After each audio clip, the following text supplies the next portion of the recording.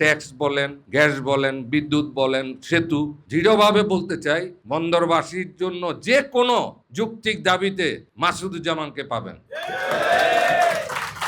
বাংলাদেশ জাতীয়তাবাদী দলের নমিনেশন পেয়েছি, এমপি নির্বাচন করলে পরে আমি কি করতে পারবো, এই যে পলিসি, এই পলিসি নিয়ে সংসদে আলাপ আলোচনা করা যাবে। এবং আমি বিশ্বাস যাই যদি একজন সংসদ সদস্য জেলার বিভিন্ন জায়গা থেকে টোকেন না খায় তাহলে উন্নয়ন সম্ভব। সর্ববৃহৎ একটি দল, জাতীয়তাবাদী দল, যার সবচেয়ে বেশি ত্যাগ দিতে হয়েছে এই 16 বছরে। আমাকে অনেকেই বলে যে উনি এতদিন কোথায় ছিল। ভারপ্রাপ্ত চেয়ারম্যান জনাব তারেক রহমানকে জিজ্ঞেস করিয়েন আমি এতদিন কোথায় ছিলাম। পাবনা কোনো এক ছেলে গুলি খেয়ে পা কাটা পড়ছে, তার ট্রিটমেন্ট লাগবে। কোথাও গুলি খেয়ে চোখ নষ্ট হচ্ছে চট্টগ্রামের সাতকানিয়ায়। আমরা ছিলাম এইভাবে, আমরা সারা দেশব্যাপী কাজ করেছি।